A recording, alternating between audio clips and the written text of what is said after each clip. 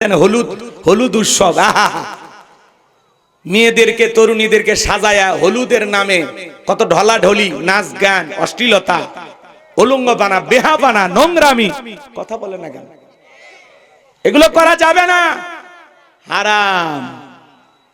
এই যে মুফতি সাহেব বসে আছে এই যে আমাদের দেশে যেভাবে 15-20 জন মেয়ে টমটমে অটোতে সইরা ছেলের বাড়ির যায় গালে হলুদ মাখায়া দেয় জায়েজ আছে? কোন হুজুর বলতে পারবে জায়েজ আছে? হলুদ লাগানো জায়েজ আছে। আল্লাহ রাসূলের কাছে এক সাহাবী উপস্থিত হয়ে গেলেন। রাসূল তার চেহারার দিকে তাকায় বলেন, গতকালকে তোমার কি বিয়ে হয়েছে? সাহাবী থেকে জিজ্ঞাসা করলেন, হুজুর কি দেখে বুঝলেন? বলে তোমার চেহারার হলুদ মাখা। সাহাবী ডেকে বলেন, হুজুর গতকালকে আমার বিবাহ হয়েছে, আপনি বুঝতে পেরেছেন আমার বিবি আমার গায়ে হলুদ লাগায়া দিয়েছে। আল্লাহ রাসূল তখন ডেকে মুস্কি হাসলেন আর ডেকে বললেন, কোনো সমস্যা নাই। তার মানে পৃথিবীর জমিনে কোন স্বামী যদি তার স্ত্রীর গায়ে অথবা স্ত্রী স্বামীর গায়ে হলুদ লাগায়া দেয় এটা বৈধ, এটা জায়েজ আছে। হলুদ মাখামাখি যদি করাই লাগে বাজান, বাসর ঘরে 2 বাটি হলুদ নিয়ে বসে থাকবেন, স্বামী স্ত্রীর মাখায়া দেবে, স্ত্রী স্বামীরে মাখায়া দেবে। কথা বলেন না কেন? সারা রাত হলুদ মাখায়া চলে যাবে, সমস্যা আছে? কিন্তু আপনারা যে হলুদ নামে হলুদ মাখানোর নামে মেহেদি লাগানোর নামে যে রঙিন উৎসব আপনারা করেন সম্পূর্ণ এটা গুনাহ। গরিব ছেলে ভ্যান চালায় রিকশা চালায় বিয়ে করবে, 7 দিন ধরে বক্স বাজায় ঠিক ঠিক আওয়াজ দিয়ে মাটি কেঁপে ফেলে দিচ্ছে। মুরব্বি যায় বলে, ভাই নামাজ হবে একটু বক্সের সাউন্ড কমায় দেন। বলে বিয়ে কি প্রত্যেক দিন করব? আনন্দ 2-1 দিন হবে, মাইনে নেন। এইবার মুরব্বি নামাজে দাঁড়ায়াও কাঁপাকাঁপি করে। কথা কোন ঠিক কি না? এই জন্য ভাইয়েরা আমার, মসজিদ কমিটির সিদ্ধান্ত নেওয়া লাগবে, ইমামের মাধ্যমে পরিষ্কার ভাবে বলে দিতে হবে এটা হলো মুসলমানের সমাজ, এখানে মুসলমান বসবাস করে। মুসলমানের ছেলে মেয়ের বিয়েতে কোনো গান বাজানো যাবে না, বক্স বাজানো যাবে না। কথা বলেন ঠিক কিনা? যুবকরে আজকে তুমি বক্সের আওয়াজে গানের আওয়াজে দুনিয়াতে কাঁপাইতেছো মাটি, একদিন এই মাটির নিচে যাইবা, এই মাটি তোমারেও কাঁপাবে। কথা বলে সময় আসবে একদিন, সেই দিন টের পাবেন, সেই দিন আফসোস করে আর কোনো লাভ হবে? হে যুবক, কার হাত ধরে পার্কে বসে আসো? কথা কয় না? ওই জায়গায় ফেরেশতারা নাই, বিয়ে সারা একটা নারীকে নিয়ে পার্কে ঘুরতেছো। হে যুবক, পিতামাতার চোখকে ফাঁকি দিতে পারো, কিন্তু আসমান জমিনের মালিক আল্লাহর কুদরতি চোখকে ফাঁকি দেওয়া সম্ভব নয়। কথা বলেন ঠিক কি না? অনেক যুবক আছে বিয়ে করে, বিয়ে করার পরে বাসর ঘরে প্রবেশ করার পরে বউ খাটে থাকে আর ছেলে সোফায় বসে থাকে। বউ ডেকে বলে, কি গো স্বামী কাছে কি আসবা না? স্বামী এইবার ডেকে বলে, বিবি হুজুর বলেছে মহারানা পরিশোধ না করে স্ত্রীর কাছে যাওয়া যাবে না। বউ ডেকে বলে, তাহলে টাকা দাও। বলে, থাকলে কি আর সোফায় বসে থাকি? তার মানে বোঝেন নাই? কিছু কিছু ছেলেরা দেখবেন বিয়ে করার সময় নাকে রুমাল দেয়, যেই দেখবেন নাকে রুমাল দিয়েছে ও 2টা অপরাধ করেছে। 1 নাম্বার শ্বশুর বাড়ির থেকে যৌতুক নিয়েছে, আর 2 নাম্বার মহারানা ফাঁকি দিয়েছে। এই কথা কোন? 1 লক্ষ টাকা মহারানা কাবিনের খাতায় লেখে, 1 লক্ষ টাকা অমুক গ্রামের অমুকের সাথে কবুল। বুঝেন নাই? ছেলের নাম আবুল বলেছে, কবুল দিয়েছে 1 নাকের ফুল, জীবনটা পুরোটাই ভুল। 1000 টাকার নাকের ফুল দিয়ে 99,000 টাকা বাকি। আর বাসর ঘরে আসে বইয়ের কাছে ইতিমের কাছে মাপ চায়। ওটা মাপ না, ব্ল্যাকমেল করা। অতগুলি এক দেখাই 1 লাখ হয়, মা 50,000 দিয়ে 50,000 মাপ চান। স্ত্রীর মহারানা পরিশোধ করে যারা ঘরে তোলে এরা হলো সত্যিকারের পুরুষ, কারণ মহারানা দেওয়া ফরজ। প্রত্যেকটা নারীর অধিকার স্বামীর কাছ থেকে মহারানা পাওয়া, আর প্রত্যেকটা স্বামীর দায়িত্ব স্ত্রীর এই মহারানা বুঝিয়ে দেওয়া, তার অধিকারকে প্রতিষ্ঠিত করা। কথা বলে ঠিক কিনা? আর আপনি উল্টো শ্বশুর বাড়ি থেকে যৌতুক নেন জোর করে, বউরে পিটায় কয়, বেহানারির বাবা, তোর বাবা 1.5 লাখ টাকা দেওয়ার কথা, মাত্র 50,000 দিছে, এখনো 1 লাখ টাকা পায়। ও মানে শ্বশুর বাড়ির থেকে হালখাতার টাকা পায়। রাগ করছেন আপনারা? যারা যৌতুকের জন্য বউরে পিটায় এরা ছোট লোক, বউ মারার জিনিস না, বউ হলো ভালোবাসার জিনিস। মেয়ে মানুষ বুঝতে পারলে নিয়ামত, না বুঝতে পারলে কিয়ামত। কথা কন, এরা বাঁকা হাড়ের তৈরি, বেশি সোজা করতে যাবেন বেশি ঝামেলা হবে। কথা কয় না কেন? আর যারা এই শ্বশুর বাড়ির থেকে যৌতুক নেয় জোর করে, মনে রাখবেন কাঁচা পায়খানা খাওয়া যেমন হারাম, কন্যা পক্ষের কাছ থেকে জোর করে যৌতুক দাবি করা তেমনি হারাম। আজকে যদি যৌতুকের জন্য তুমি তোমার বউরে পিটাও, একদিন তোমার মেয়েকে তোমার জামাই পিটাবে যৌতুকের জন্য। ভালো হয়ে যান। রাগ করেন নাকি বাজান গো আমার? মন খারাপ করবেন না, কষ্ট মনের মধ্যে নেবেন না। যুবক রে, কেন শ্বশুর বাড়িতে জুলুম করে? অনেকে আবার বলে আমরা অমুক বংশের লোক, বরযাত্রী আসবে 300-500। যারা কন্যা পক্ষের উপরে জুলুম করে বলে 500 লোক খাওয়াইতে হবে, 300 লোক খাওয়াইতে হবে, এরকম খাওয়ার চাইতে ভিক্ষা করে খাওয়া ভালো। কথাটা কি কষ্ট লাগছে? হ্যাঁ, তোমার লোক এত খাওয়াইতে হবে, তুমি ছেলের বাবা 10টা গরু জবাই করে 10,000 লোক খাওয়াও, কোনো আপত্তি নাই। কিন্তু কন্যা পক্ষের উপরে জুলুম করে 5 লোক নিয়ে যাওয়া যাবে না। তারা যদি বলে 10 জন 10 জন, 20 জন 20 জন, আপনি কেন বলেন 200 বরযাত্রী আসবে, 500 আসবে, 300 আসবে? কি শুরু করছেন? জীবনে খান নাই, ছেলের বিয়ের জন্য না খায়া বসে আছেন। এগুলো বাদ দেন। যেই বিয়েতে যত খরচ কম, সেই বিয়েতে তত বরকত বেশি। এত লাইটিং বাইটিং বাদ দেন। রাগ করেন? শ্বশুর বাড়ির থেকে যৌতুক না, পারলে আর শ্বশুরকে একটা ডিসকভার কিনে দেবেন, পালসার কিনে দেবেন। আব্বা যে জিনিস আমারে দিয়েছেন আব্বা, এটা আপনার হাদিয়া নেন। কথা কয়, উল্টো শ্বশুরকে দেবেন। একটা মা বাবা কত কষ্ট করে সন্তানের জন্য 16 বছর 18 বছর মেয়েটাকে লালন পালন করে। বিবাহের দিনে মা একদিকে কান্না করে, বাবা একদিকে কান্না করে। মানুষজন ডেকে বলে ভাই চলেন ছেলের জামাই, ছেলে আর মেয়েটারে বিদায় দেন। জামাইয়ের হাতে মেয়েটাকে তুলে দেন। বাবা বলে আমি পারবো না, মা বলে আমি পারবো না, রান্নাঘরের খুঁটি ধরে কান্নাকাটি করে। মানুষজন ডেকে বলে আপা, জামাইয়ের হাতে যদি মেয়েটাকে তুলে না দেন, মানুষ মনে করবে জামাই পছন্দ হয় নাই। বাবা কাঁদে, মা কাঁদে। নতুন জামাইয়ের হাতে মেয়েটাকে তুলে দেয়, আর মনে হয় কলিজাটা ছিঁড়ে যায়। মা বাবা সহ্য করতে পারে না। 18 বছরে 20 বছর মেয়েটাকে লালন পালন করলো, চেনা নাই জানা নাই। তোমার মতো একটা পরিচিত ছেলের হাতে তাদের কলিজাটা ছিঁড়ে তুলে দিচ্ছে। যুবকরে, সেই শ্বশুর শাশুড়ির উপরে জুলুম করা যাবে না।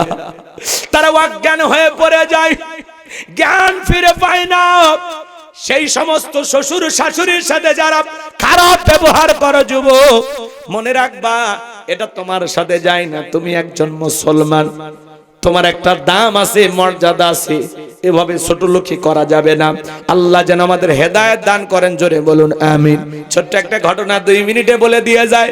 হে যুবক, আল্লাহর একজন বিরাট বড় ওলি ছিল, নাম হলো মহাবীর আমর। কি নাম? আমর বিন আস। ওনার নাম ছিল আমর বিন আস। 2 বছর ধরে পাত্রী খুঁজতেছেন, বিয়ে করবেন, কিন্তু মনের মতো মেয়ে খুঁজে পায় না। তার মনের মধ্যে বড় আশা, আমি বড় আলেম হতে পারি নাই, কিন্তু আমি এমন একটা মেয়েকে বিবাহ করব যে মেয়েটা হলো পর্দা করে, নামাজ পড়ে, নেককার, আল্লাহওয়ালা। এমন একটা মেয়েকে বিবাহ করব।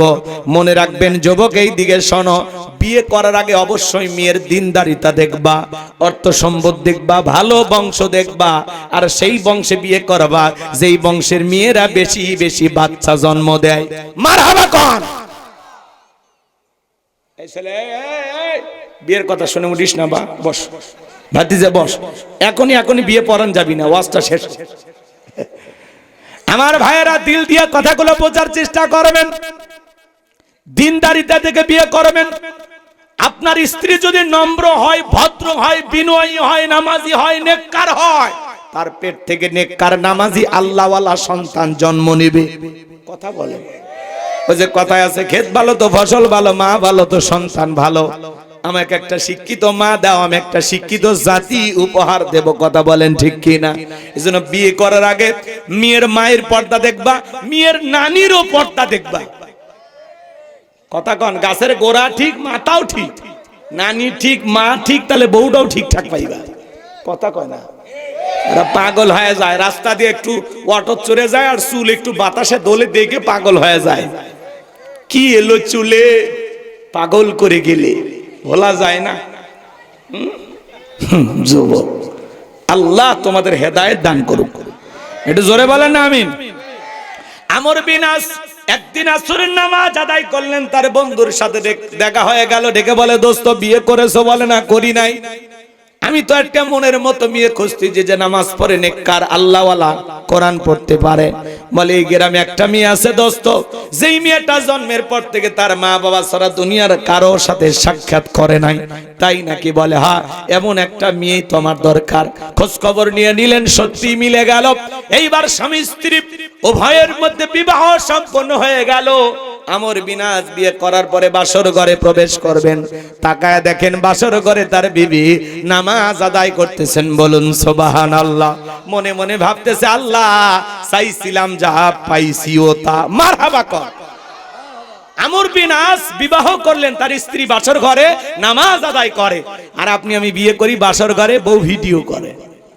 কথা কয়, এরকম ক্যামেরা নিয়ে যায় একেবারে ওই যে গরু জবাই থেকে শুরু করে রান্না বান্না, গরু গোস্ত কেমনে চাবাইতেছে তার ভিডিও, দুধ ভাত কেমনে খাওয়ায় তার ভিডিও, বিদায় দেয় কেমনে, বিয়ে করার আগে ছেলেরা কেমনে গোসল করা দেয় ভাবিরা ডইলে ডইলে, সেটার ভিডিও। এ কথা কর না কে? আপনাদের এলাকায় উৎসব হয় না? এই ছেলে, তোমারে যে বিয়ের দিনে অন্য নারীরা গোসল করা দেয়, তুমি কি প্রতিবন্ধী? প্রতিবন্ধী হয় হাউ যদি বিয়ে করতে যাচ্ছ। মা বোন যারা আছেন, মা, এই অতিরঞ্জিত এই জিনিসগুলো সমাজ থেকে বিতাড়িত করেন। এগুলো কই পাইছেন আপনারা? ছেলেরে গোসল করায় দিতে হবে, পাইছেন কই?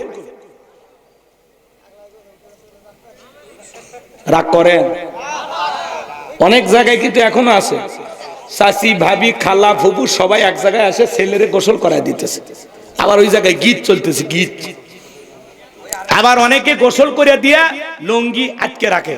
ওই যে গোসল করছে, সাবান টাবান মাখাইয়া দিছে, এর একটা ভিজিট আছে না, কয় আগে লুঙ্গি দেবো না, টাকা 2000 দাও, 5000 দাও।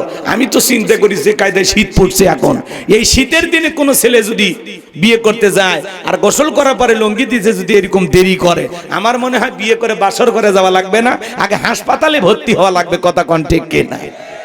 এই জন্য যুবক, তুমি একাই গোসল করো। কথা কর। বিয়ের আগে আমার ভাবিরা আমাকে বলেছিল যে হুজুর গোসল কি করায় দেওয়া লাগবে? আমি বলি, কি কয়, আমারে কেন গোসল করায় দিতে হবে? আর তোমরা যদি আমার শরীরে হাত দাও, আমার মাথা ঠিক থাকবে? তোমারে মেয়ে মানুষ গোসল করায় দেয়। আহারে, আল্লাহ যেন আমাদের হেদায়েত দান করেন। রাগ করেন আপনারা? এ ভাইয়েরা আমার, গভীর মনোযোগ দিয়ে শুনবেন বাজান। বাসর ঘরে যুবক সেলফি তোলা নিয়ে ব্যস্ত, ভিডিও করা নিয়ে ব্যস্ত। কথা কোন ঠিক কিনা? আবার ক্যামেরাম্যান বলে, ভাই ভাবির একটু চাপায়া ধরেন, আছে না নাই? কারণ এগুলো নোংরামি দেখে দেখে সয়লাভ হয়ে গেছে বাজান। এই জন্য এগুলো করা যাবে না। আমি যে কথা বলতে চাচ্ছিলাম, যুবক মনোযোগ দিয়ে কথাগুলো শুনে যাও। আমর বিন আস তার বিবি বাসর ঘরে নামাজ শেষ হয়ে গেল, স্বামী স্ত্রীর মধ্যে সালাম আদান প্রদান হলে আমর বিন আস বাসর ঘরে প্রবেশ করা মাত্র সর্বপ্রথম তার বিবি তাকে সালাম দিলেন। বলুন সুবহানাল্লাহ। সালামের জবাব দিলেন।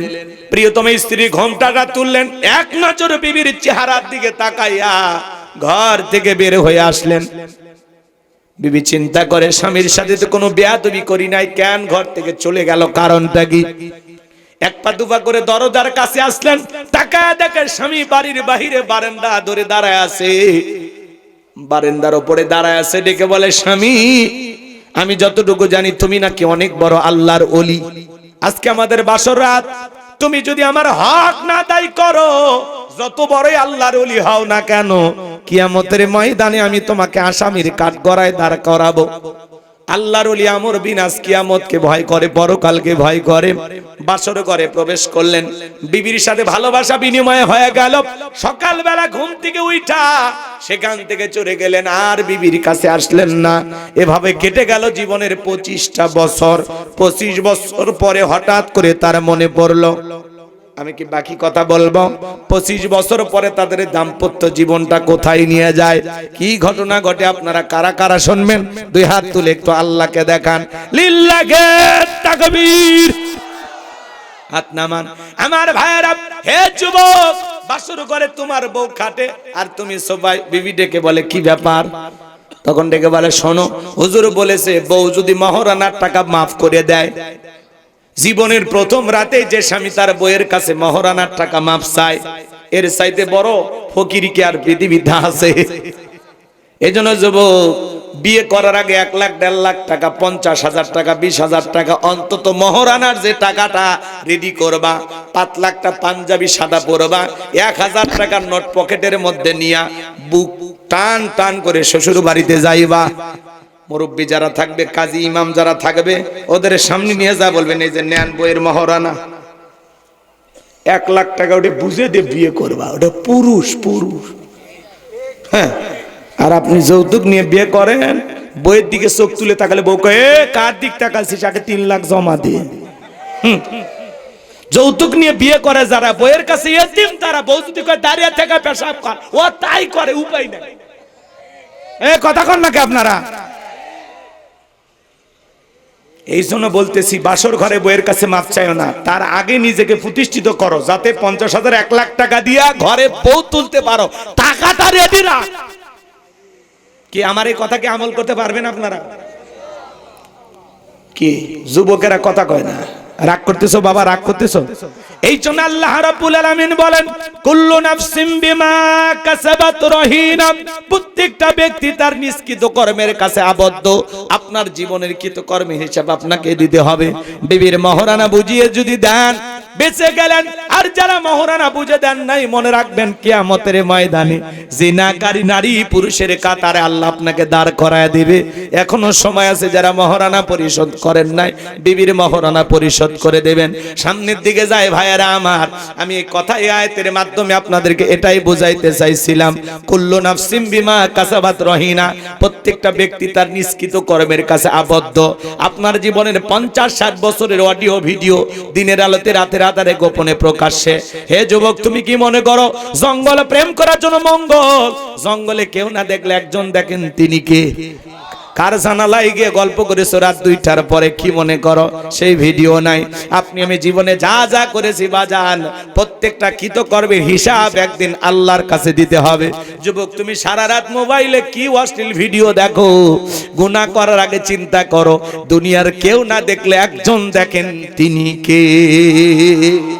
ঘরের দরজা লাগাইয়া মা বাবার চোখকে ফাঁকি দিতে পারো, একা একা কম্বলের ভিতরে সারাদিন অনলাইনে কি ভিডিও দেখো, ইউটিউব ইন্টারনেট ঘাটাঘাটি করে কি কি দেখো, কথা কয় না? পিতা মাতা যখন দরজা নক করে, রুবেল এই ভিতরে কি হয় রে, তখন বলে বাংলাদেশের স্বাধীনতার যুদ্ধ ছিল, তখন পড়ার ভান করে। আবার যখন চলে যায় আবারও মোবাইল।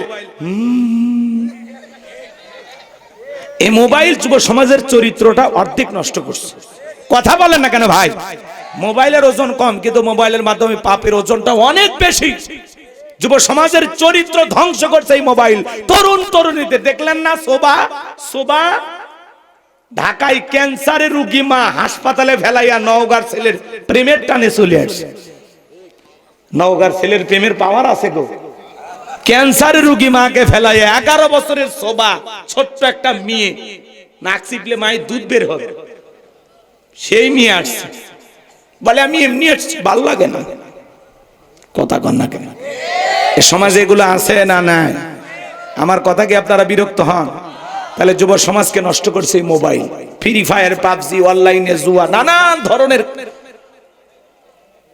অপসংস্কৃতি দিয়ে যুব সমাজকে নষ্ট করে ফেলেছে মোবাইল। পেটে ভাত না থাক, পরনে কাপড় না থাক, টাচ মোবাইল লাগবে একটা। কথা কন, রাগ করেন? দেশে মোবাইল আইছে, চিঠি বন্ধ হইয়াছে, দিওয়ানা বানাইছে, পোলা মাইয়ার মনের কথা ভাসে বাতাসে। ও দেখো পোলা পানের মন বাদা ফেসবুকে, এখন মোবাইলে চ্যাটিং কইরা কাটায় সারাক্ষণ। এই মোবাইল পাইয়া দেখো মদনের মাইয়া, এই মোবাইল পাইয়া দেখো মদনের মাইয়া কি কাণ্ড ঘটাইছে, স্বামী সংসার আইখা নাকি পালাইয়া গেছে। দুই বাচ্চার মা, চার বাচ্চার মা পরকীয়া প্রেম করে আরেকটা ছেলের হাত ধরে পালিয়ে যায়। যে নারী স্বামী রেখে সন্তান রেখে আরেকটা পরপুরুষের হাত ধরে পালিয়ে যায়, ওটা নারী না, ওটা নারী জাতির কলঙ্ক, পাষাণী, ডাইনি, বিশ্বাসঘাতক নারী। কেমনে পারলা বোন, কেমনে পারলা মা, স্বামী রেখে সন্তান রেখে আরেকটা ছেলের হাত ধরতে কেমনে পারলা? স্বামীর মহব্বত নাই, সন্তানদের মহব্বত নাই, কেমনে পারো? আজকে এই পরকীয়ার অভিশাপে সমাজটা শেষ হয়ে যাচ্ছে। সব দোষ কি নারীর? পুরুষের কি কোনো দোষ নাই? এক হাতে তালি বাজে, এই ছেলে তোমার দোষ নাই? কেমনে পারো একটা নারীর স্বামী আছে, সন্তান আছে, সেই মহিলার দিকে নজর দিতে কেমনে পারো? আল্লাহর ভয় নাই? কত অসহায় গরিব মেয়ে বিয়ে হয় না, যাও না বিয়ে করো, কথা কয় না কে? আল্লাহ যেন আমাদের হেদায়েত দান করেন, একটু জোরে বলেন আমিন। ও দেশে টিকটক আসিয়া সব গেল বাসিয়া, সিদ্দিক সোরা নায়ক হইছে আইডি খুলিয়া, হিরো আলম নায়ক হইছে আইডি খুলিয়া। এই মোবাইলে হাই কি জাদু আছে ভাই, পোলাপান বুঝাছে, পড়ালেখা তুইলা রাখছে সপ্তম আকাশে। আজকে যুব সমাজের চরিত্র নষ্ট করে দিয়েছে এই মোবাইল। সংক্ষিপ্ত করা বলে দেয়া যায় ভাইজান আমার, দিনের আলোতে রাতের আধারে গোপনে প্রকাশ্যে আপনি আমি যা করতেছি বাজান, জীবনের প্রত্যেকটা কৃতকর্মের ব্যাপারে একদিন হিসাব দিতে হবে। কার কাছে? আরেকটু জোরে বলেন কার কাছে? আল্লাহর কাছে। জীবনের সব বিষয়ে যদি হিসাব দেওয়া লাগে, এই মাহফিলে যারা বসে আছেন, এই মুহূর্তে আপনার ভিডিও হচ্ছে, এই মুহূর্তে যারা সিনেমা হলে সিনেমা দেখতেছে তাদেরও ভিডিও হচ্ছে, যারা যাত্রার প্যান্ডেলে বসে আছে তাদের ভিডিও হচ্ছে, যারা দোকানে বাজারে মেলায় বসে আছে তাদেরও ভিডিও হচ্ছে। এই দুনিয়ার জমিনে এখন যে যা করতেছে বাজান, ভালো কাজ করলে তারও ভিডিও হবে, মন্দ কাজ করলে তারও ভিডিও হবে। মসজিদে ঢুকলে যেমন ভিডিও হবে, তাফসীরুল কোরআন মাহফিল আসলেও যেমন ভিডিও হবে। আপনি যখন যাত্রার প্যান্ডেলে বসে নর্তকীর নাচ দেখবেন, ওই সময়কে তো ভিডিও হবে। এই জন্য আপনার আমার জীবনের কোন অশ্লীল কাজ করা যাবে না, মন্দ কাজ করা যাবে না, গুনাহের কাজ করা যাবে না, সুদের টাকা ঘুষের টাকা হাত দিয়ে নাড়া যাবে না। সমস্ত গুনাহ থেকে নিজেকে কন্ট্রোল করা লাগবে। খাদ্যে ভেজাল দেওয়া যাবে না, ওজনে কম দেওয়া যাবে না, দুধে পানি মেশানো যাবে না, জমিরাল ঠেলা যাবে না, মানুষকে কষ্ট দেয়া যাবে না। আল্লাহর এই জমিনে আল্লাহর ভয়ে কারা কারা গুনাহ থেকে বাঁচতে চান, দুইটা হাত তুলে মালিককে দেখান। আল্লাহ আমাদের সবাইকে গুনাহ মুক্ত আমল করার তৌফিক দান করুন। একটু চিল্লায়া বলেন আমিন। এরপরে আল্লাহ রাব্বুল আলামিন বলেন, ইল্লা আসহাবাল ইয়ামিন। আমার আল্লাহ ডেকে বলেন, ডান পাশে যারা থাকবে তারা নিরাপদ, ডানপন্থী যারা জান্নাতি তারা। সুবহানাল্লাহ বল। আমার আল্লাহ রাব্বুল আলামিন বলেন, ওয়া কুনতুম আজওয়াজান সালাসা ফাআসহাবুল মাইমানাতি মা আসহাবুল মাইমানা ওয়া আসহাবুল মাশআমাতি মা আসহাবুল মাশআমা ওয়াস-সাবিকুনাস সাবিকুন উলাইকাল মুকাররাবুন। সূরা ওয়াকিয়ার ভিতরে আল্লাহ তাআলা জানিয়ে দিলেন, কিয়ামতের ময়দানে মানুষকে আল্লাহ রাব্বুল আলামিন তিন শ্রেণীতে ভাগ করবেন। এর মধ্যে যারা হবে ডানপন্থী তারা হবে জান্নাতি, ডান পাশে যারা স্থান পাবে তারা হলো নিরাপদ। আল্লাহ যেন আমাদেরকে ডান পাশে জায়গা করে দেন, আমলনামা ডান হাতে দান করেন, মিজানের পাল্লায় নেকির ওজনটা যেন আল্লাহ বৃদ্ধি করে দেন। চিৎকারে মেরে বলুন সুবহানাল্লাহ। আমার ভাইয়েরা, আমার আল্লাহ রাব্বুল আলামিন বলেন, ইল্লা আসহাবাল ইয়ামিন ফি জান্নাতি ইয়াতাসাআলুন। তারা জান্নাতের বাগানে প্রবেশ করবে। ডান পাশে যারা থাকবে তারা কোথায় ঢুকবে? জান্নাতের বাগানে। তারা যখন জান্নাতের বাগানে প্রবেশ করবে, জান্নাতে প্রবেশ করার পরে একজন জান্নাতি আর একজন জান্নাতীর সাথে পরস্পরে গল্পে লিপ্ত হয়ে যাবে। সুবহানাল্লাহ বলেন। জান্নাতে ঢোকার পরে একজন জান্নাতি আর একজন জান্নাতীর সাথে কি করবে? গল্প করবে। এ ভাই বসেন বসেন। জান্নাতের কথা শুনে আপনারা উঠে যান, রাগ করেন আপনারা। আচ্ছা ওয়াজ কি বোঝেন না? একটু ঘটনা কাহিনী বললে মনে হয় খুশি হবে, পরে বলতেছি শোনেন একটু পরে। আয়াতগুলো বোঝেন।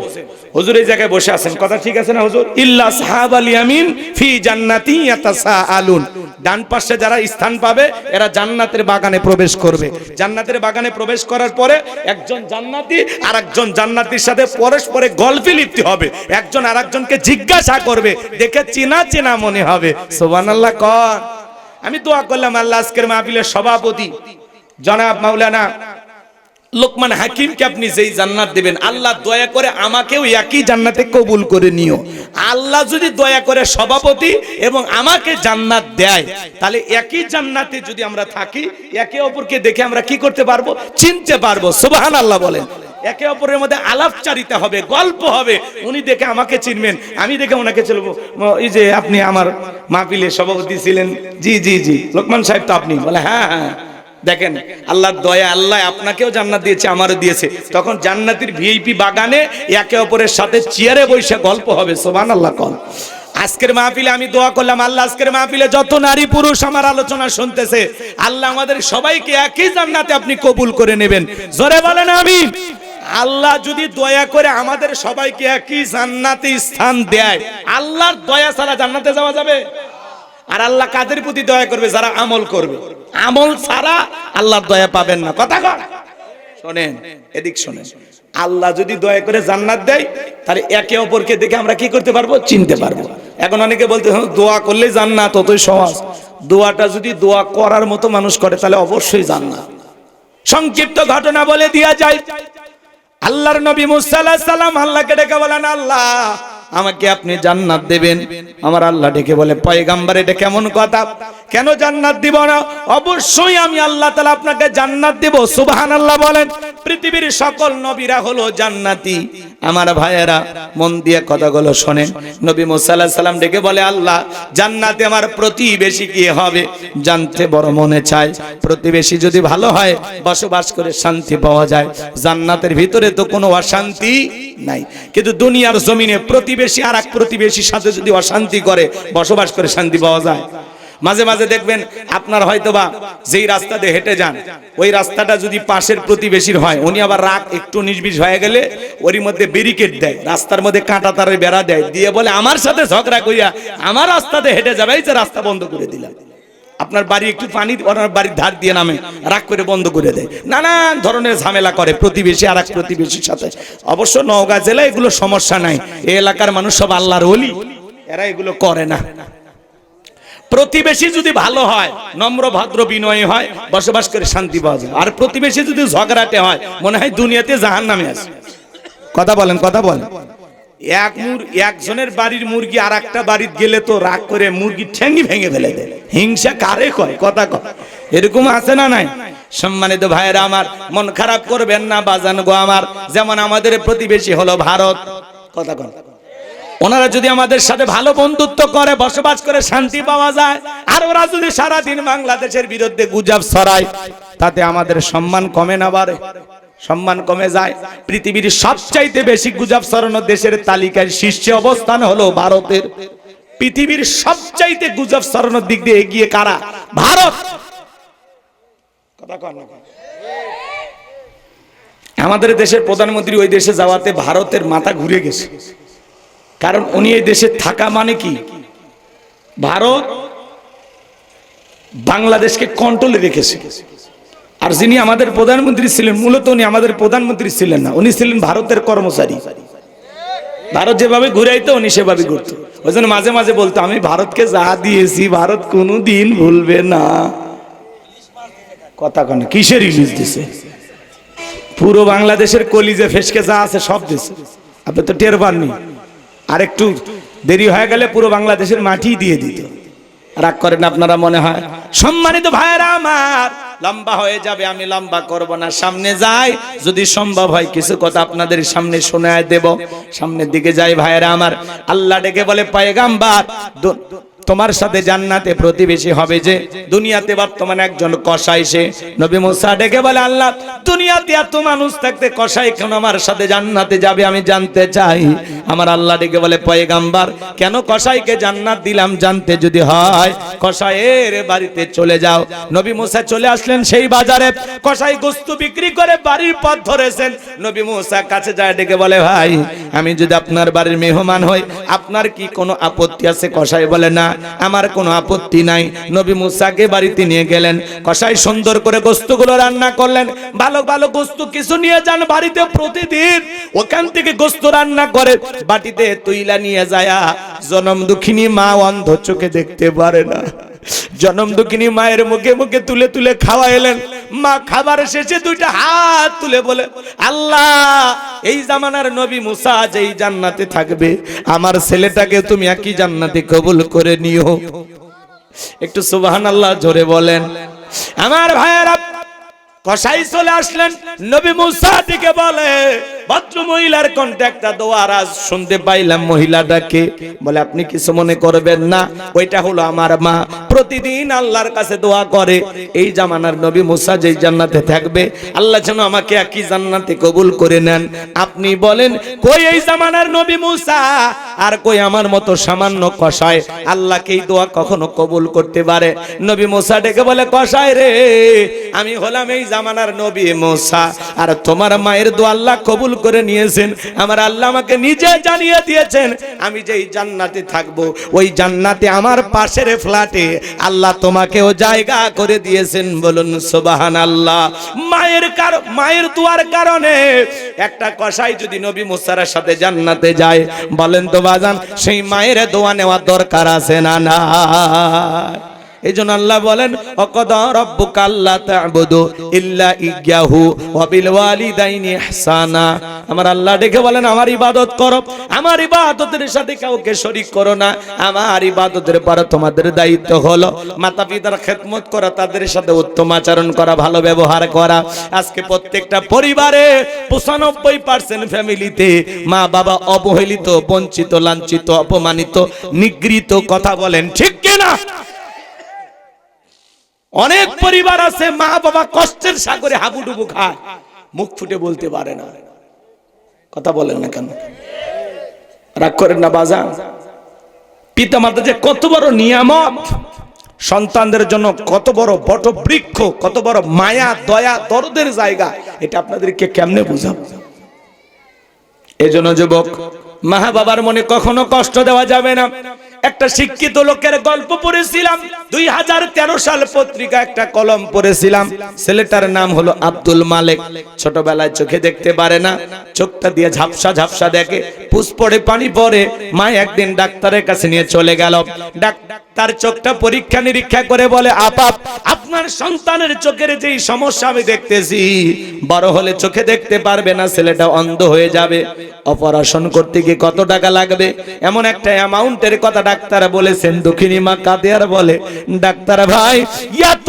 টাকা পাবো কোথায় ছেলের তোর বাবা দুনিয়াতে বেঁচে নাই মা তখন ডেকে বলে ডাক্তার ভাই আমি যদি আমার সন্তানের জন্য দুইটা চোখ দান করে দেই আমার সন্তান চোখে দেখতে পারবে কিনা বলে আপা এইটাও সম্ভব দুঃখিনী মা ছোটবেলায় সন্তানের মহব্বত আর ভালোবাসায় নিজের দুইটা চোখ সন্তানকে দিয়ে দিলেন আল্লাহু আকবার বলেন এইবার ছেলেটা আস্তে আস্তে বড় হয় পরীক্ষা দিবে মা দুধের গ্লাস নিয়ে ছেলের রুমের ভিতরে প্রবেশ করলেন ছেলেটা ডেকে বলে মা ঘন ঘন তুমি আমার কাছে আসবা না তোমার চোখ দিয়ে পুষ পড়ে পানি পড়ে তোমার চোখে রোগটা আমার চোখে পার হতে পারে দুঃখিনী মানে মনে মনে কষ্ট পায় মনের দুঃখ মনে চেপে রাখে কারো কাছে প্রকাশ করে না ছেলেটা যখন চাকরি ভালো একটা রেজাল্ট করলেন পরীক্ষা দেওয়ার পরে ভালো একটা রেজাল্ট করলেন ডেকে বলে মা আমি ঢাকায় যাব চাকরির সন্ধানে বলে ঠিক আছে বাবা চলে যা ছেলেটা ঢাকায় গেল চাকরিও পাইছে সুন্দরী নারী থেকে বিবাহ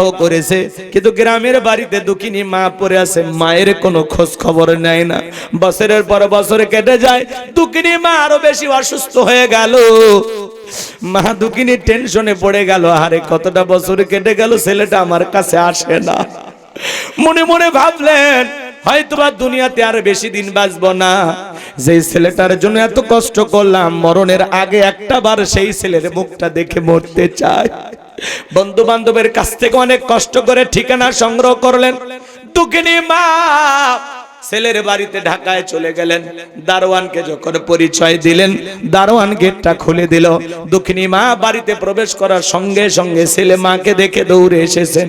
এসে বলে, মা তুমি কেন আমার শ্বশুর বাড়িতে এসেছো? মা, আমার স্ত্রী, শাশুড়ি, শ্বশুর যদি তোমাকে দেখে ফেলে পরিচয়টাও দিতে পারবো না। এই কথা বলে পকেট থেকে কিছু টাকা বের করে দুঃখিনী মায়ের হাতে তুলে দেয়। হঠাৎ করে বিবি চলে আসলেন, ডেকে বলে, স্বামী আমার, এই সেরা শাড়ি পরা মহিলাটা তোমার কে হয়? ছেলেটা এত বড় নিমক হারাম, নিজের দুঃখিনী মায়ের পরিচয় গোপন করে বলে, এই মহিলাটা আমার গ্রামের বাড়ির কাজের মহিলা। জোরে কন্যা হুজুবিল্লাহ। স্ত্রী চলে গেল, দুঃখিনী মা দুইটা চোখের পানি ছেড়ে দিয়ে কাঁদে আর বলে, আব্দুল মালিক, তোর বাবা মারা যাওয়ার পরে আমি চাইলে বিবাহ করতে পারতাম, নিজের জীবনটা উপভোগ করতে পারতাম, কিন্তু আমার বারবার মনে হইতো সেই স্বামী যদি তোর সন্তানের মতো আদর না করে, আমার কাছে আসতে না দেয়, আমাকে ভালো না বাসতে দেয়, তাহলে আমি মা চোখের সামনে সহ্য করতে পারবো না। এই জন্য তোর মুখের দিকে তাকায়া জীবনের সুন্দর সময়গুলো বালিশে চোখের পানি ছেড়ে কান্না করে করে কাটিয়ে দিয়েছি রে বাবা। হে আব্দুল মালিক, যখন তুমি অসুস্থ হয়েছিলে, আমি মা সারা রাত জায়গা জায়গা তোমার সেবা করতাম। তাহাজ্জুদ পড়ে আল্লাহর কাছে দোয়া করে বলতাম, আল্লাহ আমার হায়াত নিয়ে হলে আমার সন্তানকে তুমি বাঁচায় রাখো। আজকে বইয়ের সামনে মারে চাকরানি বানায়া দিলি, এত বড় পুরস্কার দিবি বাবা আমার জানা ছিল না। এই নে তোর টাকা, তুই পকেটে রাখ। আমি মা তোর কাছে টাকার জন্য আসি নাই, আমি আসছিলাম তোর মুখটা দেখার জন্য। কেন জানি মনে হয় দুনিয়াতে আমি বেশি দিন আর বাঁচবো না। এই জন্য মনে করেছিলাম জীবনের শেষবারের মতো তোর মুখটা আমি দেখবো, স্বাদ আমার মিটে গেছে, কোনোদিন সন্তানের পরিচয় নিয়ে তোর দুয়ারে আসবো না। এই কথা বলে দুঃখিনী মা কাঁদতে কাঁদতে বাড়িতে চলে গেল। বিনা চিকিৎসায় কিছুদিন পরে দুঃখিনী মা মারা গেল। এলাকার মানুষ মায়ের দাফন সম্পন্ন করলো। কয়েক বছর পরে ছেলেটা চাকরির প্রমোশনে যখন এলাকায় চলে আসছেন, ডিউটি শেষ করার পরে দুঃখিনী মায়ের কথা মনে পড়ে গেল। বাড়ির দরজায় ডাক দেয়, মা দরজা খোলো। মায়ের বসবাসের করার খাঁচা পড়ে আছে, কিন্তু ওই খাঁচার ভিতরে থাকা মা নামের পাখিটা উড়াল দিয়েছে। বারবার মা মা বলে ডাক দেয়, কোনো আওয়াজ আসে না, সারা শব্দ পাওয়া যায় না। পাশের বাড়ির চাচির ঘুম ভেঙে গেছে, ডেকে বলে, কে বা তুমি এত রাত্রিতে মা মা বলে ডাক দাও? ডেকে বলে, চাচি আমার চেনো না, আমি আব্দুল মালিক, আমার দুঃখিনী মা কোথায়? ডেকে বলে, বাবা আসলি যখন, এত দেরি করে কেন আসলি? তোর মা তো অনেকদিন আগেই মারা গেছে রে বাবা। ছেলেটা হাউমাউ করে কাঁদে আর বলে, চাচি কি বলেন, আমার মা কেন মারা গেছে, বেঁচে নাই? বলে, না রে বাবা বেঁচে নাই। ছেলেটা হাউমাউ করে কাঁদে আর বলে, চাচি দেখা দেন না, আমার দুঃখিনী মার কবরটা কোথায়? মায়ের কবর যখন দেখিয়ে দিয়েছেন, ছেলেটা মায়ের কবরের মাটি ধরে হাউমাউ করে কাঁদে আর বলে, মা এভাবে চলে গেলি, একটাবার বিদায় নেওয়ার সুযোগ দিলি না রে মা। আবার মতো হতভাগা কপাল পরা সন্তান বুঝি দুনিয়াতে কেউ নাই রে মা। তোর সাথে এত বড় বেয়াদবি করলাম মা, একটাবার ক্ষমা চাওয়ার সুযোগ দিলি না। ও মা, তুমি তোমার সন্তানকে মাফ করে দিও গো মা।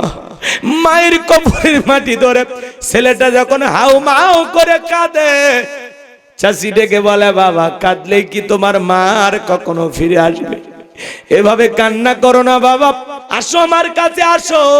তোমার মা মৃত্যুর পূর্বে আমার কাছে একখানা চিঠি লিখে গেছে, আর আমাকে বলে গেছেন কোনদিন যদি আমার আব্দুল মালিক আমাকে খুঁজতে আসে, আমার সন্ধান করতে আসে, মায়ের লেখা সন্তানের জন্য জীবনের শেষ চিঠিটা হাতে ধরায় দিও। হে তরুণ যুবকরা, সিলেটের মা জীবনে শেষ চিঠিতে কি লিখেছে তোমাদের কি জানতে মনে চায়? শুনে নাও যুবক, মা বাবার সাথে কখনো বেয়াদবি করবা না। আল্লাহ বলেন হামালাতুহু উম্মুহু ওয়াহনান আলা ওয়াহনিউ ওয়া ফিসালুহু ফি আমাইনি আনিশকুর লি ওয়া লিওয়ালিদাইক। তোমার মা কষ্টের পর কষ্ট সহ্য করে তোমাকে গর্ভ ধারণ করেছেন, 2-2.5 বছর বুকের দুধ পান করাইছেন। সুতরাং আমার প্রতি মাতা পিতার প্রতি কৃতজ্ঞ হও। তোমরা সবাই তো আমি আল্লাহর দিকে প্রত্যাবর্তন করবা। হে তরুণ যুবক, দিল দিয়া কথাগুলো শুনে যাও। দুনিয়াটা চিরকাল থাকার জায়গা না, তুমিও থাকবো না, আমিও থাকবো না। হে যুবক, মা বাবার সাথে খারাপ ব্যবহার করা যাবে না। একটা মা সন্তান পেটের ভিতরে নিয়ে 3-4 মাস খাইতে পারে না, মার বমি বমি হয়, রুচিটা নষ্ট হয়ে যায়। এর মূল কারণ তুমি আর আমি। 6টা মাস যখন হয়ে যায়, সন্তান যখন আস্তে করে মায়ের পেটে বড় হতে লাগে, ডাক্তারি গবেষণায় বলা হয়েছে রে তরুণ যুবক, 7 মাস 1 দিন যখন সন্তানের বয়স হয়ে যায়, তুমি আমার মায়ের গর্ভে যেই জায়গাতে থাকি, এই জায়গাটা মাত্র 10 ইঞ্চি। সন্তানের পা যখন বড় হয়ে যায়, 7 মাস 1 দিন পরে ওই সন্তানের 2টা পা আল্লাহ তাআলা মায়ের কলিজার সাথে সেট করে দেয়। সন্তানের পা যত বড় হয়, কলিজাটা আস্তে আস্তে উপরের দিকে উঠতে থাকে। আমার ভাইয়েরা, এই পৃথিবীর বর্তমান বিশ্ব প্রমাণ করেছে, আমার ভাইয়েরা, আপনি আমি যখন মায়ের গর্ভে ছিলাম, যেই সন্তান সবচাইতে মায়ের পেটে কম নাড়াচড়া করে, ওই সন্তানটা মায়ের গর্ভে থাকা অবস্থায় 4,500 বার মায়ের কলিজায় লাথি মারে। তুমিও লাথি মেরেছে রে যুবক, আমি হুজুরও লাথি মেরেছি, পাশে থাকা মুফতি লোকমান হুজুরও লাথি মেরেছে, হাজী সাহেবও লাথি মেরেছে। এমন কেউ নাই যে মার কলিজা আমরা লাথি মারি নাই। হে যুবক, সন্তানের পা যত বড় হয়, ডাক্তারি গবেষণায় বলা হয়েছে বাজান, এমন কি সন্তানের পা জুড়ে যখন বড় হয়, 4 থেকে 5 ইঞ্চি পর্যন্ত মায়ের কলিজাটা সন্তানের পা লেগে উপর দিকে উঠতে থাকে। 8-9 মাস যখন হয়ে যায়, মা ঘুমাইতে পারে না, পেটটা তরমুজের মতো বড় হয়ে যায়। তোমার মা তোমার জন্য কতটা কষ্ট করেছে, মায়ের কষ্ট যদি একটু বুঝতে চাও, তোমার বিবি যখন গর্ভবতী হয়, বিবির দিকে তাকায় দেখবা। যুবক, তোমাদের জন্য আমি বলে যা, মার সাথে কখনো বেয়াদবি করো না। ডেলিভারির সময় যখন চলে আসে দুঃখিনী মা, গভীর নিচেতে বাপ স্বামীর 2টা পা জড়ায় কান্না করে। স্বামীর যখন ঘুমটা ভেঙে যায়, ডেকে বলে, কি গো বিবি, এত রাত্রিতে কেন কান্নাকাটি করো? ডেকে বলে, স্বামী আমি বাবার বাড়িতে চলে যাব। কত মহিলার সন্তান জন্ম দিতে গিয়ে মারা যায়, আমার বড় ভয় করে আমিও যদি মারা যাই। এই নাও সংসারের চাবি, বুঝাইয়া দিলাম স্বামী, দীর্ঘদিন আপনার সাথে সংসার করলাম, সময় কাটাইলাম, ভুল বেয়াদবি হলে মাফ করে দিও। এই কথা বলে দুঃখিনী মা দাইমার ঘরে চলে যায়। প্রসবের যাতনায় মা চোখের পানি ছেড়ে দিয়া কাঁদে। যুবক রে, একটা সন্তানকে জন্ম দিতে গিয়া কি পরিমাণে কষ্ট হয়, দুনিয়ার মা ছাড়াই কষ্ট কেউ বুঝবে না। আল্লাহ রাসূলের একজন সাহাবী মাকে কাঁধে করে নিয়ে খানায় কাবা তওয়াফ করতেছেন। নবী আমার ডেকে বলে, সাহাবী তোমার কাঁধে কে? বলে, হুজুর আমার মা। নবী আমার ডেকে বলে, সাহাবী বড় ভালো কাজ করতেছো, মা বাবার খেদমত করার কিসমত তো আমারও হয় নাই। সাহাবী ডেকে বলেন, হুজুর আমি যে আমার মায়ের খেদমত করতেছি, আমি কি আমার মায়ের হক আদায় করতে পেরেছি? নবী আমার ডেকে বলে, সাহাবী আল্লাহ যদি তোমাকে কিয়ামত পর্যন্ত হায়াত দেয়, আর তুমি তোমার মাকে নিয়ে এইভাবে খানায় কাবা তওয়াফ করো, তোমার মা তোমাকে জন্ম দেওয়ার সময় প্রসবের যাতনায় উহ আ শব্দ করেছিল, ওই একটা উহ আ শব্দের হক দুনিয়ার কোন সন্তান আদায় করতে পারবে না। চিৎকার মেরে বলুন আল্লাহু আকবার। এই জন্য নবীজি বলেছেন হুমা জান্নাতুকা ওয়া নারুকা, তোমার পিতামাতাই তোমার বেহেশত, তোমার পিতামাতাই তোমার দোজখ। হে যুবক, পিতামাতা খুশি, আরশের মালিক আল্লাহ খুশি, পিতামাতা বেজার, আরশের মালিক আল্লাহ বেজার। যারা পিতামাতাকে সংসার দাম্পত্য জীবনে না টানতে পেরে আলাদা করে দেয়, পিতামাতাকে বৃদ্ধাশ্রমে পাঠায়া দেয়, ওই সন্তান মা বাবাকে তাড়িয়ে দেয় নাই, মা বাবাকে বৃদ্ধাশ্রমে পাঠায়া দেয় নাই, নিজের ভাগ্য থেকে জান্নাতকে আলাদা করে দিয়েছে। কথা বলেন ঠিক কি না? কোন কোন যুবক আছো মা বাবার মনে কষ্ট দিবা না, পিতামাতার খেদমত করে তাদের মুখে হাসি ফোটায়া তাদের দোয়া নিয়ে জান্নাত অর্জন করতে চাও, দুইটা হাত তুলে আল্লাহকে দেখান। পিতামাতার খেদমত করবেন তো ইনশাআল্লাহ? হাত নামান। পিতামাতা দোয়া করলে ভ্যান চালক, রিক্সা চালক থেকে আল্লাহ কোটিপতি বানায় দিবে। পিতামাতা বেজার হলে 10 তলা বিল্ডিং এর মালিককে আল্লাহ ফকির বানায় দিতে পারে। পিতামাতার থেকে দোয়া নেওয়া লাগবে। পৃথিবীর সবচাইতে বড় পীর সন্তানের কাছে হলো মা বাবা। এই কথা কর, কার দরবারে গরু ছাগল নিয়ে দৌড়াও? তোমার মা বাবাই তো তোমার বড় পীর, তারা দোয়া করলে কবুল। হে যুবক, মা যদি সন্তানের জন্য দোয়া করে, এই দোয়া আল্লাহ কখনো ফিরায় না। বুলেট মারলে বুলেট মিস হতে পারে, কিন্তু মায়ের দোয়া কখনো মিস হয় না, বাবার দোয়া কখনো মিস হয় না। আল্লাহু আকবার বলেন। একটা শিক্ষিত লোকের গল্প পড়েছিলাম, বাড়িতে অনেক তেহারি নিহারি বিরিয়ানি রোজ ভিআইপি খাবার, ভাঙ্গা একটা প্লেটে কিছু একটু খাবার ছেলের হাতে দিয়ে বলতেছে বাবা এটা তোর দাদু ভাইকে দিয়া। এখনকার বাচ্চারা তো কম্পিউটার, এক এক বাচ্চা নাসা বিজ্ঞানী। কথা কয় না, বলতেছে আব্বা এই ভাঙ্গা প্লেট একটু খাবার দাদুর জন্য, আমরা তো ভালো খাইলাম, দাদুর জন্য এটা কেন?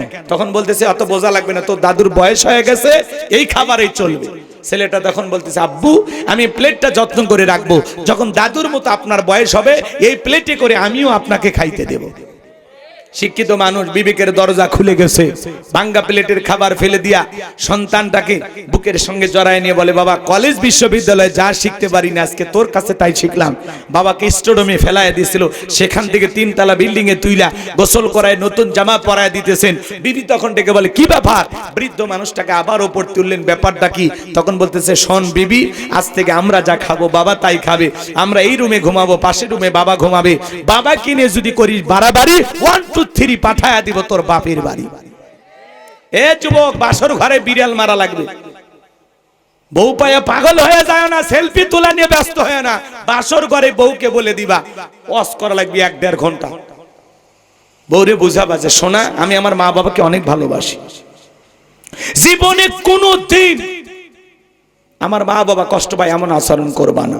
আমার পিতা মাতা যতদিন বেঁচে আছে 1 পাতিলে রান্না হবে, পাতিল আলাদা করার স্বপ্ন দেখবি না। কথা কর। বউকে বলেন এই আমি তোর স্বামী, কখনো জান বেপরদায় চলতে না দেখি, 5 ওয়াক্ত নামাজ পড়বি, সব ওয়াজ একদিনে করে, আর আপনি বউ পায়ে পাগলা হয়ে যান।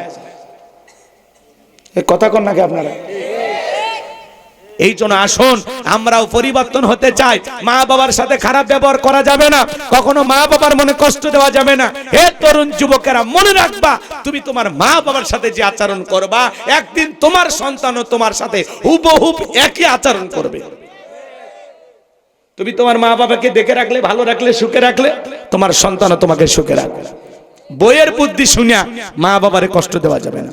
বইয়ের ভালোবাসা বইয়ের কাছে, মায়ের ভালোবাসা মায়ের কাছে, ব্যালেন্স করে চলতে হবে। কথা কর। আর মা বোনেরা যারা আবার শুনতেছেন, মা ছেলের বউটাকে যদি আপনি নিজের মেয়ে ভাবা শুরু করেন, নিজের মেয়ের মতো ভালোবাসেন, আর ছেলের বউটা যদি শাশুড়িকে নিজের মায়ের মতো ভালোবাসে, তাহলে সংসার জীবনে বউ শাশুড়ির যুদ্ধ থেমে যাবে। কথা বলে ঠিক? কিন্তু আমরা তো এগুলো করি না। বইয়ের কথা শুনে যায় মারে শাসন করবেন না, মায়ের কথা শুনে বউকেও শাসন করবেন না, দুইজনকে কাঠগড়ায় দাঁড়া করবেন না। একদিন যদি দুইজনের কথা শুনে বিচার শুরু করে দেখেন, যার পক্ষে রায় দিতে যাবেন, বইয়ের পক্ষে রায় দিতে গেলে মা বলবে তোরে পেটে রেখে পেটটা নষ্ট, আজকে বউ তোর কাছে বড় হলো, কি করবেন? কিছু করার আছে? মা তখন বললে আজকে বউ তোর কাছে মায়ের চাইতে বড় হয়ে গেল, আবার যখন মাকে বেশি প্রাধান্য দিতে যাবেন, বউ তখন বলবে, হ্যাঁ আমাকে কিছু কষ্ট করে বিয়ে করছেন, আমার জীবনটা কেন নষ্ট করলেন, আপনি আপনার মায়ের আসলের তলেই থাকতেন। অতএব মায়ের কথা শুনে আর বইয়ের কথা শুনে এক জায়গায় কখনো বিচার করতে যাবেন না, তাহলে ঝামেলায় পড়বেন। মা যদি কিছু বলে তখন বলবেন, মা বাদ দেন, ছোট মানুষ কি করবেন, ঝামেলা, আমিও মেলা সমস্যা আছি, বাদ দেন মা, বাদ দেন। ওই জায়গায় মারে বুঝাইলেন, মাও বুঝলো না, ছেলেও মনে হয় বইয়ের ওপর বিরক্ত, কথা কয় বাস। আপনার বউ যখন বলে তোমার মায়ের, বাদ দাও, বয়স হয়ে গেছে, কয়দিন আর দুনিয়াতে আছে, তোমার মা যদি এরকম করতো মেনে নিত না, বাদ দাও, আমার মা, আমি তো তোমাকে ভালোবাসি, আসো সোনা বুকে আসো, ব্যাস। মেয়ে মানুষ একটু আদর দিলেন, দুটা মিষ্টি কথা বললেন, তখন বলেন, না আমার স্বামী তো আমারই আছে, কথা কন ঠিক না? বুঝাইতে হবে, ব্যালেন্স করে চলতে হবে ভাই, ঝামেলা আছে তো। যদি একটু ব্যালেন্স করে না চলেন জীবনে কখনো ভালো থাকতে পারবেন না। কথা কি বোঝা গেল? তাহলে একদিক খেয়াল করেন, সমাজের সমস্যা হয়েছে এই জন্য, ওই যে শ্বশুরের কিছু টাকা নতুন নতুন পাইয়া কিছু ছেলে পেলে একেবারে শ্বশুরের ভক্ত হয়ে যায়, শাশুড়ি ভক্ত হয়ে যায়। বাপ রে বাপ, একটা ডিসকভার পাইয়া, পালসার পাইয়া শাশুড়ির দরজা ব্রেক করে ডাক দেয়, আম্মা। শাশুড়ি কয়, জামাই একটা বাজি। বাপ রে বাপ, ছোটবেলায় মাদ্রাসায় পড়েছে, গুন্ডা মুখস্থ। শ্বশুরের ডাক দেয়, আব্বা কেমন আছেন, আব্বা কি খেয়েছে, কয় জামাই একটা বাজি। বাপ রে, ছোটবেলায় মাদ্রাসায় পড়েছে, কলকলা সব হরফ মুখস্থ। একটা পালসার ডিসকভার পাইয়া শ্বশুর শাশুড়ি হয়ে যায় আব্বা আম্মা, আর মা বাবা হয়ে যায় বুড়ে বুড়ি। তোর কপাল জাতীয় গুড়ি, মরার পরে ফেরেশতারা বাইরে ফুটে করবে ভুরি, জাহান্নামে হবে তোর বসত বাড়ি। এজন্য যুবক, মা বাবার মনে কখনো কষ্ট দেওয়া যাবে, পিতামাতার দোয়া নিতে হবে, তারা অনেক বড় নিয়ামত। কথা বলে না কেন? আমরা কখনো মা বাবাকে কষ্ট দেব না। মনে থাকবে আমার এই কথা, কি আপনাদের মনে থাকবে? সম্মানিত ভাইয়েরা আমার, দিল দিয়া কথাগুলো বোঝার চেষ্টা করবেন। তাহলে মায়ের দোয়ার কারণে যদি একটা কসাই নবী মুসার সাথে জান্নাতে যেতে চায়, মায়ের খেদমত করে, বাবার সেবা করে, মা বাবার দোয়া নিয়ে কপালটা খোলার দরকার আছে না নাই?